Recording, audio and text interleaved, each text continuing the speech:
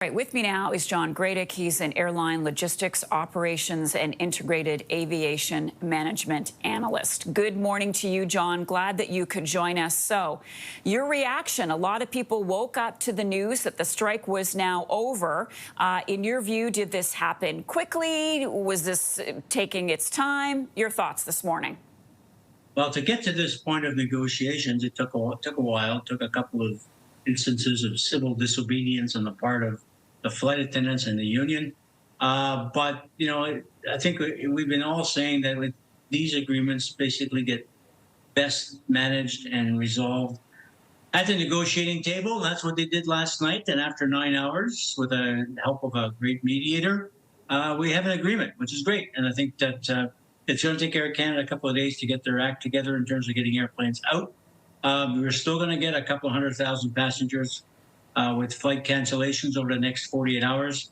But that should, come down quite a bit over the next few days. So hopefully that Air Canada will have the ability to accommodate not only its current passengers, but also recover and rescue stranded passengers. Yeah, 7 to 10 days is the word from the airline. Does that seem realistic to you, or do you think they could make it quicker? Nobody's asked for my help, so that's okay.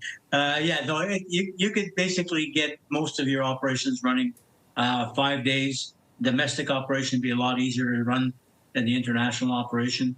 But so when you have to fly to Sydney and you have to fly to Manila, you have to fly to Delhi, Hong Kong, Shanghai.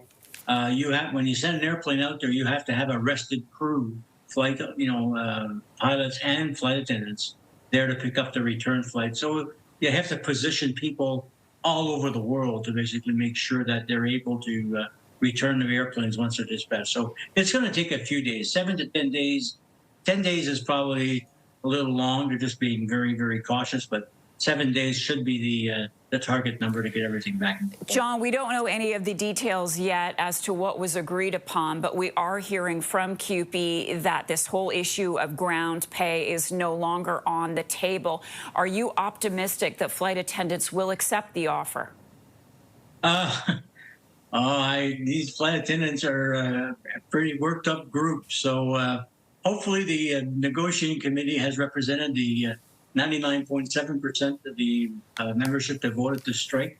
This is going to go up for ratification by the employees. There's always a chance it gets rejected. But, I think that the negotiating committee has been very, very representative of the union's requirements, of the membership's requirements, and I think they did a good job at the table. The proof will be the pudding. John Gradek, thank you. Up on the weekend. John, thanks very much. Glad you could be with us. So.